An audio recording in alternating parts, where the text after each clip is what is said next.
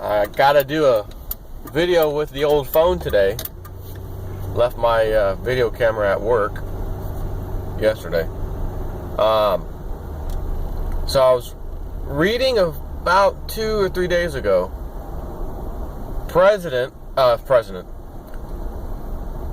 Treasury Secretary Jack Lew, the same one who can't seem to keep enough Silver Eagles in stock and is constantly running behind, even though the law says so. That's funny. Those brake lights in front of me are that powerful to make my whole face turn red.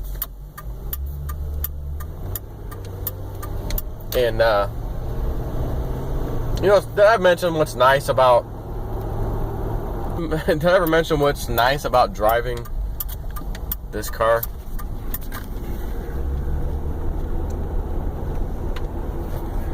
People don't know it's not a real cop car, just based off of that. And when you're at like stop signs and stuff, they just go ahead, go ahead. I'll let you go. Yeah, thanks. You just let 2 cars in front of me go, and you're gonna let me go? Man, thanks. Oh, maybe you're just being a nice guy because old Jason at 4's in the car. No. So I read this thing about Jack Lew, Treasury head, United States of America, Treasury Secretary. And he's saying, we're having this debt ceiling fight again, and, we have things that we can do in the Treasury to prolong not prolong necessarily, but keep us afloat, keep things afloat, so to speak. But we pretty much used them all. And we really need Congress to get together on this debt ceiling issue, because we're running out of time and we don't have anything else left we could do. We first calculated, he says, that we would essentially run out of money by November 5th. However, it looks like it's going to be November 3rd. So that's interesting for the following reason. Do you remember the cover of the Economist magazine for 2015? And it showed, I already showed you this the other day. Remember the all-seeing eye in Angela Merkel's hand?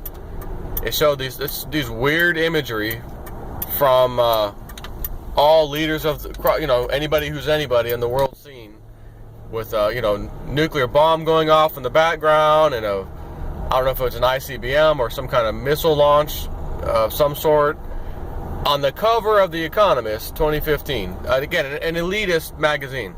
And there was a whole bunch of interesting stuff, right?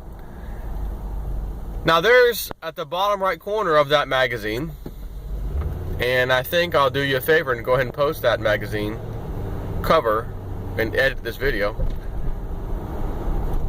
On the cover of that magazine, there's 2 arrows that are fired, like a bow and arrow.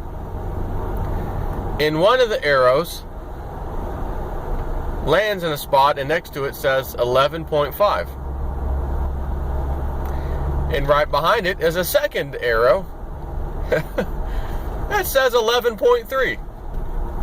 Okay, so November 5th and November 3rd, one arrow was fired. Maybe he missed the target. A second arrow is fired, and it becomes 11.3. And there's no more arrows to speak of on that page, that cover. And you mean to tell me that the Treasury Secretary of the United States of America is saying we're running out of cash, and at the Treasury we're not going to be able to pay stuff? We first estimated the date would be 11/5, and I've sent letters out to Congress telling them this. We need to really act on this. But now the estimate is that it would be 11/3 that we run out. It's odd. I can't believe these little tiny lights in front of me. I'm not even that close to the car, and I can see my red face. And maybe it's just this camera. Super powerful red light picker upper. So I just want to ask, what are the chances, statistically speaking only, not emotional, not bozo mind, not monkey mind, Statistically speaking, numbers. The numbers is all I care about. Numbers don't lie. Math doesn't lie. It's the same no matter if you're sad, happy, conspiracy theorist, not a conspiracy theorist, conservatives. What is that? Is that the word I wanted? Conservatives? Yeah. No. Conservative. Don't know where that came from. Must be super early in the morning for Jason Impfor. And I'm all weirded out by this cover of The Economist. 11.3 and 11.5 are arrows with the numbers on there on the cover of the weirdest, seriously weirdest Economist magazine cover ever that was put out a while ago for all to see. Got the all-seeing eye with Angela Merkel in the front. She's the German Chancellor. So Illuminati, all-seeing eye right in your face. I pointed this out the other day. I showed you the cover. There's two arrows, 11.5 and 11.3. And the Treasury Secretary of the United States is coming out saying that we're going to run out of money and we don't got to get that debt ceiling passed. And Obama, get this, the other day I told you about this, the Senate passed by supermajority this massive increase in the military spending budget, defense budget. An additional $38 trillion was added. They had a supermajority vote. However, the House did not have the supermajority, and therefore Obama could veto it, and he did. Now, granted, these people are only going to do what the club essentially tells them to do. So whatever fireworks or non-fireworks happen, it's because that's what the club wants. So if by chance this 11.3 and 11.5, the date was moved from 11.5 to 11.3, and the cover of The Economist shows the exact same thing, 11.5 turns to 11.3, and I'm sure that's just a pure coincidence of some sort. It remains to be seen, then, doesn't it? What is going to happen? Are we actually going to see some true and serious fireworks based off of problems at the Treasury because Congress couldn't get its act together, and now markets, they were fine. As you've seen, they've risen so high and nice, everything was good. But because Congress couldn't get its act together, the debt ceiling problem is now in the forefront. It's now affecting things. The Treasury has $30 billion, he said, in operating expenses, which will be gone immediately if they don't do something by the what they thought was the 5th, but now is the 3rd of November. And can you imagine the stock market's crashing because Treasury's running out of money and the Congress is dragging its feet, and they'll blame it on Congress. Congress couldn't get its act together, and they might even blame it on the President Obama. You had a chance to pass the budget. You said you vetoed it, man. You vetoed. Yeah, but I told you if we can't keep raising these things. We gotta be fiscally responsible, he'll say. Even though under his watch we've gone from $9 trillion to $18 trillion, which is about to be, technically speaking, 19 point something trillion, which I think they've upped it to, but they're talking about, well, let's put something together that'll last a couple years. But again, if Lindsey Williams is going to be right, and not necessarily him, but his elite friend who tells him what's going to happen, and they need to crash the economies, the markets, this year, by the end of the year, and damn it, we're running out of time, if I don't mind saying so myself. We are running out of time. So if that's the case, then they need something to happen that just changed. Oh my God, overnight, some massive thing has changed the sentiment. Wall Street's crashing. It was doing great. It rallied again after it crashed a little bit.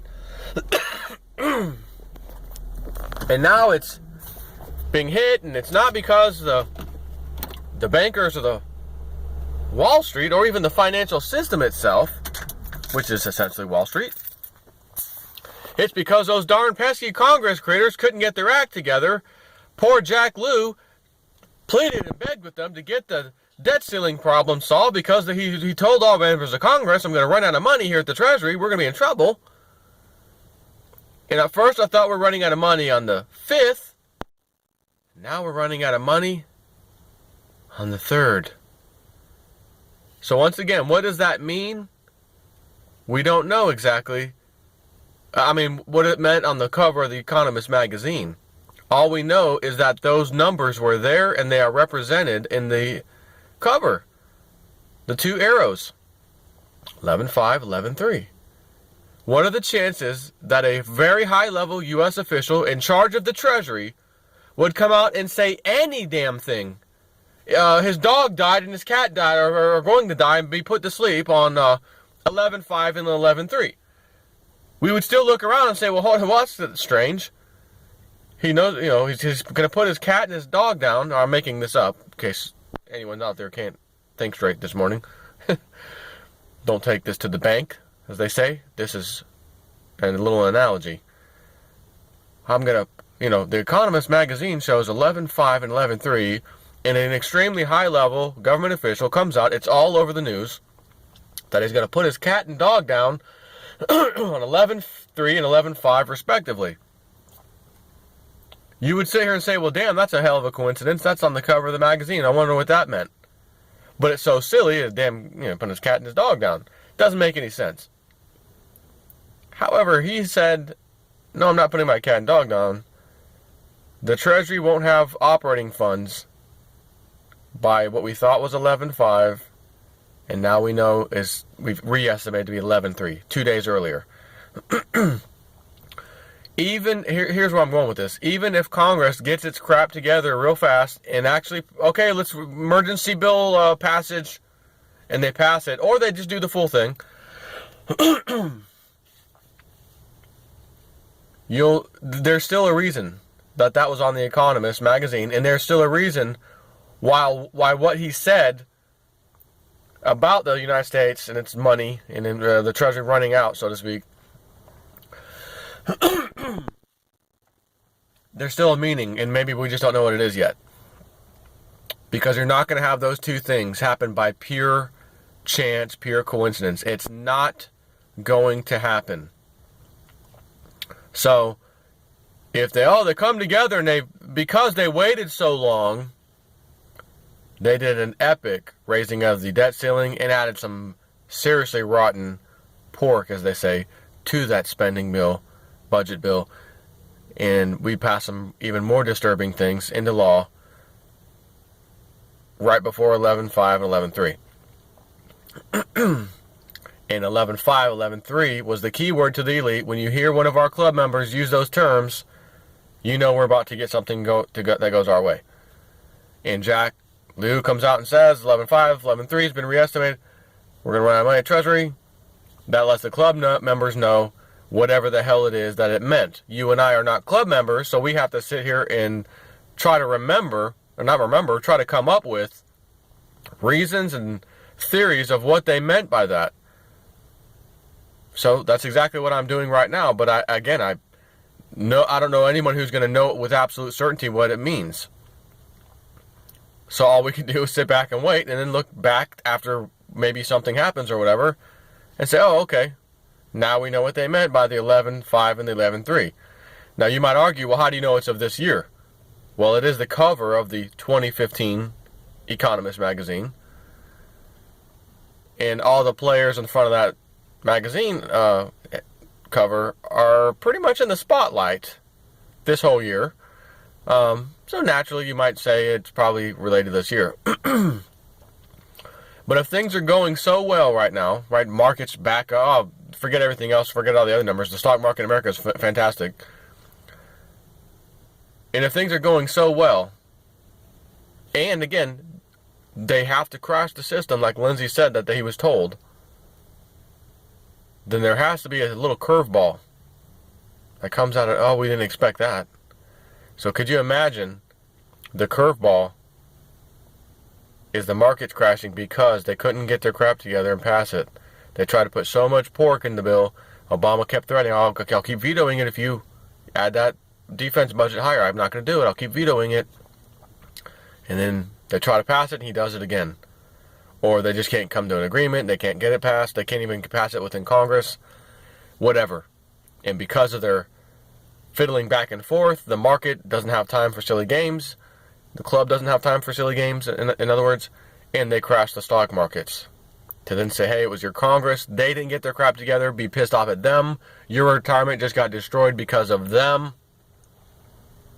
which, believe it or not, is partially true one way or the other, because it is those Congress critters that bailed out Wall Street, that gave all this money away, allowed the Federal Reserve to just print money out of control, give it to their banker friends. So in theory, they are responsible. But the bankers don't want any spotlight on them. So let's see what happens. Take care.